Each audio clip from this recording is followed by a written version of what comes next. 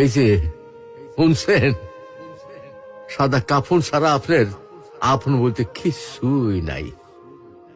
হকগুলো এই স্বার্থের কাঙ্গাল, বুঝলেন? এই স্বার্থ ফুরাই গেলে গা হকগুলি আপনার সাইডে চলে যাবো গা।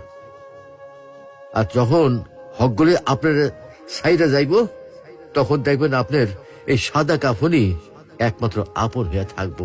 তা আবার কয়দিন কন? আহারে জীবন, কিসের লাইগা এত কিছু করতেছি? এরই নাম কি জীবন?